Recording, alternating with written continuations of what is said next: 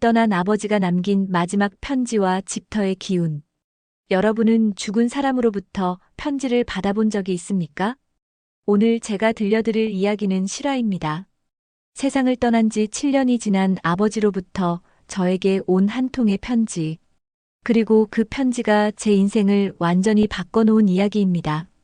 혹시 여러분도 요즘 이유 없이 모든 일이 꼬이고 가족의 건강이 나빠지고 집안의 웃음소리가 사라져가고 있다면 끝까지 들어보시기 바랍니다. 이 이야기 속에 여러분이 찾고 계신 답이 있을지도 모르니까요. 모든 것은 그 비 오는 날부터 시작되었습니다. 운명을 바꾼 그 비 오는 오후였습니다. 그날 오후 하늘은 마치 제 마음처럼 무겁고 어두웠습니다. 회사에서 또 다른 나쁜 소식을 들은 채로 집에 돌아가는 길이었죠.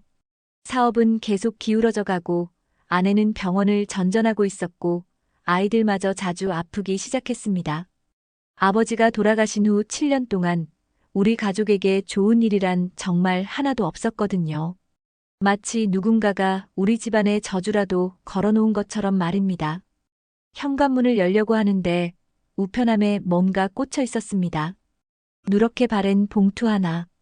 요즘 같은 시대에 손편지라니 신기하다 생각하며 봉투를 꺼내 들었습니다. 그런데 그 순간 온몸이 얼어붙었습니다. 송신인의 이름. 그곳에는 분명히 돌아가신 아버지의 이름이 적혀 있었습니다. 제 눈을 의심했습니다. 안경을 벗었다 다시 썼다 했지만 그 이름은 여전히 그곳에 있었습니다. 떨리는 손으로 봉투를 열었습니다. 안에는 굵직하고 힘있는 글씨로 쓰인 편지 한 장이 들어 있었습니다. 아버지가 생전에 쓰시던 바로 그 글씨체였죠. 내 아들아, 이 편지가 내게 닿기까지 오랜 시간이 걸렸구나. 하지만 때가 되었으니 이제야 너에게 전할 수 있게 되었다. 우리 집은 내가 지켜야 한다. 터가 사람을 살리고 기운이 가문을 잇는다는 것을 잊지 마라. 그 문장을 읽는 순간 등골에 소름이 돋았습니다. 아버지가 생전에 늘 하시던 말씀이었거든요. 그때는 그냥 나이 드신 분들이 하는 옛날 이야기려니 했는데 편지는 계속 이어졌습니다. 내가 그 터를 떠난 후로 우리 집안의 기운이 모두 흩어졌다. 산은 등을 돌리고 물은 멀어져 갔다. 그 자리로 돌아가거라. 그곳이 너희들이 살아야 할 진짜 집이다. 그날 밤 저는 잠을 이룰 수 없었습니다. 편지를 몇 번이고 다시 읽어봤지만 그것은 분명 아버지의 글씨였고 아버지만이 아실 수 있는 우리 집안의 이야기들로 가득했습니다. 아버지가 계셨을 때 우리는 작은 시골 마을에서 살았습니다. 그 집은 아버지가 젊었을 때 직접 터를 보고 지으신 집이었어요. 뒤로는 푸른 산이 병풍처럼 둘러싸고 앞으로는 맑은 개울이 한 해 내내 흘렀죠. 아버지는 늘 말씀하셨습니다. 이 자리는 바람이 살살 돌고 물이 천천히 모였다가 흘러가는 명당이다. 산이 집을 보호해주고 물이 재물을 가져다 준다. 그때는 정말 그랬습니다. 우리 집에는 늘 웃음소리가 끊이지 않았어요. 아침이면 부엌 창문으로 들어오는 따뜻한 햇살에 어머니가 콧노래를 부르며 밥을 짓고 저녁이면 개울물 소리를 들으며 가족 모두가 둘러앉아 정답게 저녁을 먹었습니다. 아버지의 사업도 늘 잘 풀렸어요. 작은 공장이었지만 일은 계속 들어왔고 직원들과도 가족처럼 지냈습니다. 무엇보다 온 가족이 건강했어요. 감기 한 번 걸리는 사람이 없을 정도로 말이죠. 하지만 아버지가 갑작스레 세상을 떠나신 후 모든 것이 달라졌습니다. 사업은 하나씩 잘못되기 시작했고 빚이 쌓여갔습니다. 어쩔 수 없이 그 소중한 집을 팔고 도시 변두리의 아파트로 이사를 와야 했죠. 새로운 집은 정말 달랐습니다. 창문을 열어도 맞은편 아파트 벽밖에 보이지 않았어요. 햇빛도 하루 중 몇 시간밖에 들지 않았고 바람도 제대로 통하지 않았습니다. 개울물 소리 대신 자동차 소음과 에어컨 실외기 돌아가는 소리만 들렸죠. 그 이후부터 우리 가족의 불행이 시작되었습니다.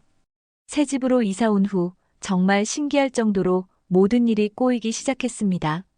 먼저 어머니가 아프기 시작하셨어요. 원인을 알 수 없는 두통과 불면증에 시달리시더니 나중에는 우울증까지 찾아왔습니다. 그렇게 밝으시던 어머니가 하루 종일 집 안에서만 지내시며 말수가 줄어들었어요. 아내도 마찬가지였습니다. 이사 온 후로 자꾸 몸이 아프다고 하시더니 결국 큰 병원에서 큰 수술을 받아야 했습니다. 의사는 스트레스와 환경 변화가 원인일 거라고 했지만 저는 그것만으로는 설명이 안 된다고 생각했어요. 아이들까지도 자주 아팠습니다. 감기가 떨어지질 않고 학교에서도 적응을 못했어요.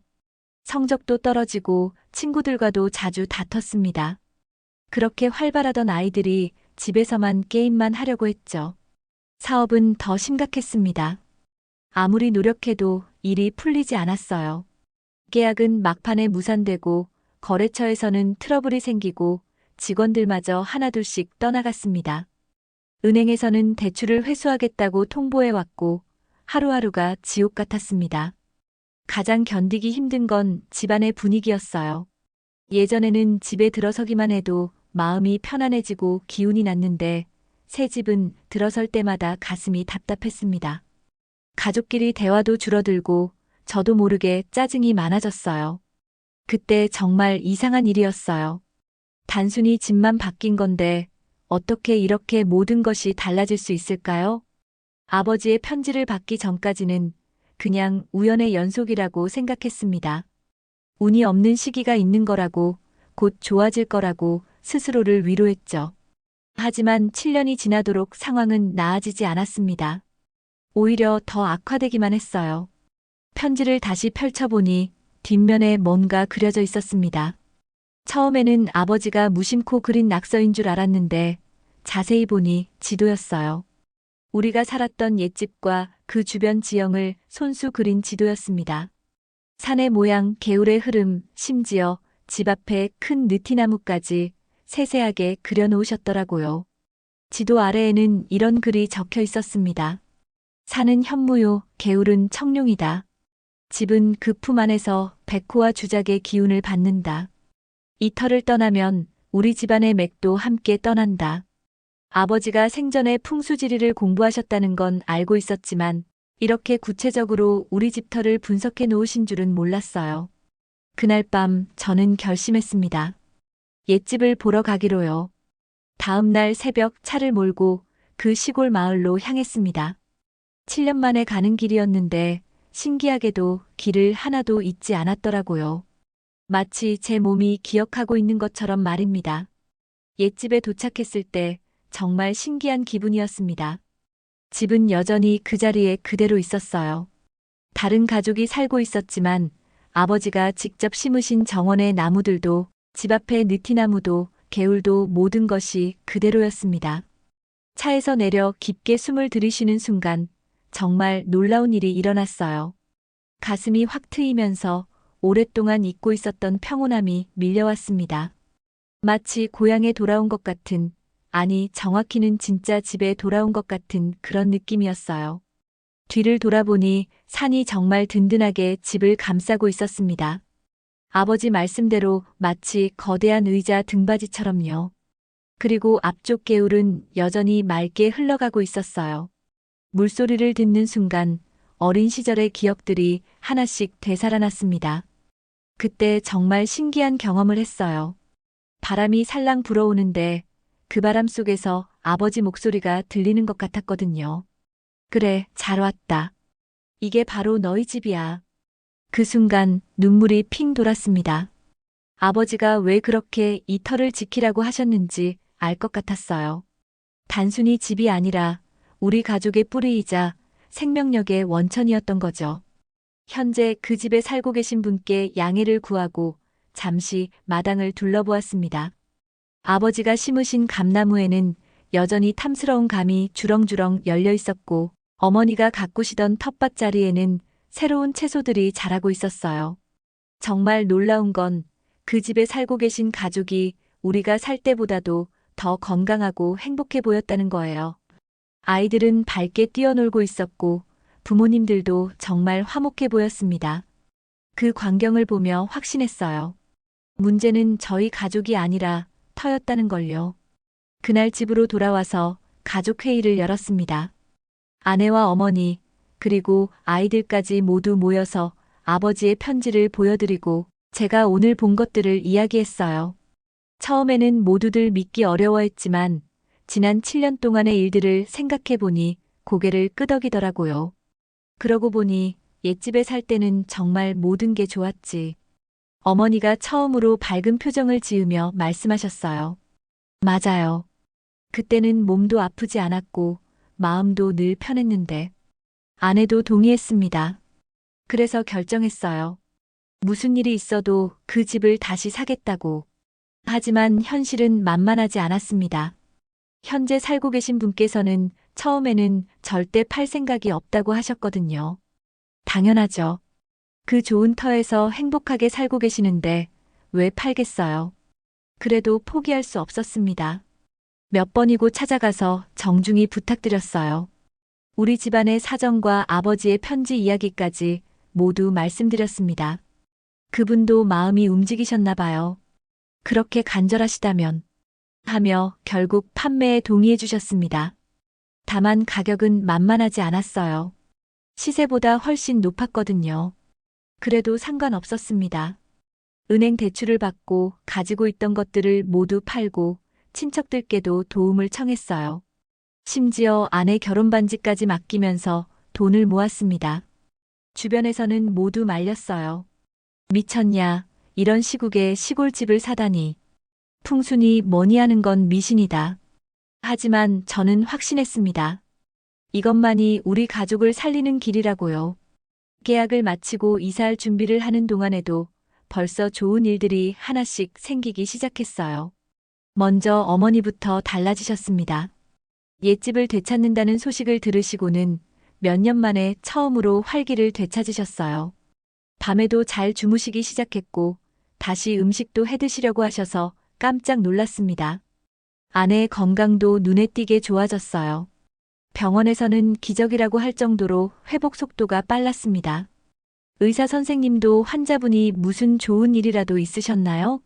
마음이 좋아지니까 몸도 따라서 좋아지는 것 같네요 라고 하시더라고요. 가장 놀라운 건 사업이었어요. 그렇게 안 풀리던 일들이 갑자기 술술 풀리기 시작했습니다. 새로운 거래처에서 연락이 오고 오랫동안 미뤄졌던 계약들이 성사되기 시작했어요. 마치 누군가가 길을 터주는 것처럼 말이죠. 드디어 이사하는 날이 왔습니다. 트럭에 짐을 싣고 옛집으로 향하는데 정말 설레고 떨렸어요. 7년 만에 진짜 집으로 돌아가는 거니까요. 집에 도착해서 문을 여는 순간 모든 게 확 달라졌습니다. 부엌 창문으로 들어오는 따뜻한 햇살, 살랑살랑 불어오는 바람, 그리고 귓가에 들려오는 개울물 소리까지. 정말 이 모든 게 그리웠구나 싶었어요. 아이들이 제일 먼저 변했어요. 마당으로 뛰어나가더니 그렇게 오랫동안 못 봤던 밝은 웃음소리를 냈습니다. 와, 진짜 시골집이다. 물고기도 있어. 하면서 신나게 뛰어다녔어요. 그날 밤 온 가족이 둘러앉아 저녁을 먹는데 정말 오랜만에 집안의 웃음소리가 끊이지 않았어요. 개울물 소리를 BGM 삼아 먹는 저녁밥이 얼마나 맛있던지 지금도 잊을 수 없습니다. 옛집으로 돌아온 후 정말 신기한 일들이 연달아 일어났습니다. 먼저 가족들의 건강이 완전히 회복되었어요. 어머니는 더 이상 두통이나 불면증에 시달리지 않으시고 아내도 병원에 갈 일이 없어졌습니다. 아이들은 감기 한 번 안 걸리고 건강하게 자라고 있어요. 사업도 날개를 달았습니다. 새로운 아이디어들이 계속 떠오르고 만나는 사람마다 좋은 기회를 가져다 주었어요. 빚도 생각보다 훨씬 빨리 갚을 수 있었고 직원들도 하나둘씩 다시 돌아왔습니다. 가장 놀라운 건 집 안 분위기였어요. 예전처럼 가족끼리 대화도 많아지고 저도 집에 들어서면 절로 기분이 좋아졌습니다. 아이들 성적도 올라가고 친구들도 많이 사귀었어요. 이웃분들도 이 집에 사시는 분들은 참 복이 있으시네요. 뭘 해도 다 잘 되는 것 같아요 라고 하셨어요. 지금 생각해보면 아버지의 편지는 단순한 집 이야기가 아니었어요. 그건 우리 가족의 뿌리와 정체성, 그리고 삶의 중심을 잃지 말라는 깊은 뜻이 담긴 유언이었습니다. 터가 바뀌면 기운이 바뀌고 기운이 바뀌면 운명도 달라진다는 걸 몸소 체험하게 해주신 거죠. 아버지는 살아계실 때도 돌아가신 후에도 우리 가족을 지켜주고 계셨던 겁니다. 그 편지가 정확히 언제 보내진 건지는 지금도 미스터리예요. 우체국에서도 기록이 없다고 하더라고요. 하지만 그런 건 중요하지 않아요. 중요한 건 아버지의 사랑이 시공간을 넘어서 우리에게 전해졌다는 거니까요. 지금 저희 집 사랑방에는 아버지의 편지가 액자에 담겨 걸려 있어요. 그리고 그 옆에는 아버지의 사진이 환하게 웃고 계십니다. 마치 잘했다. 이제야 진짜 집으로 돌아왔구나 라고 말씀하시는 것 같아요. 여러분, 집은 단순한 건물이 아닙니다. 그곳은 우리의 숨결과 하루하루의 삶이 쌓여 만들어진 소중한 터전이에요. 좋은 터에서는 좋은 기운이 나고 나쁜 터에서는 나쁜 기운이 나는 게 사실입니다. 과학적으로 설명하기 어렵지만 분명히 존재하는 현실이에요. 혹시 요즘 집안이 이유 없이 힘들어졌다면, 가족들이 자주 아프다면, 무슨 일을 해도 안 풀린다면, 잠시 여러분의 집터와 주변 환경을 돌아보시기 바랍니다. 창문을 열었을 때 시원한 바람이 들어오는지, 햇빛이 충분히 들어오는지, 물소리나 새소리 같은 자연의 소리가 들리는지 한번 확인해 보세요. 작은 화분 하나, 작은 변화 하나가 집안의 기운을 완전히 바꿀 수도 있거든요. 그리고 만약 조상들이 살던 옛집이나 고향집이 있다면 가끔씩 찾아가 보세요. 그곳에서 느끼는 편안함과 안정감이 여러분이 진짜 있어야 할 곳이 어딘지 알려줄 거예요. 지금도 저는 매일 아침 개울물 소리에 눈을 뜨고 저녁에는 산바람을 맞으며 산책을 합니다. 그때마다 아버지께 감사한 마음이 들어요. 진짜 집이 어디인지 알려주셔서 우리 가족의 행복을 되찾아 주셔서 말이죠. 여러분의 집에도 따뜻한 기운이 가득하길 바랍니다. 그리고 여러분도 진짜 집에서 진짜 행복을 찾으시길 간절히 응원합니다. 이 이야기가 여러분의 마음에 닿았다면 구독과 좋아요, 그리고 알림 설정까지 부탁드려요. 여러분의 가정에도 아버지의 사랑처럼 따뜻한 기운이 머물기를 진심으로 기원합니다.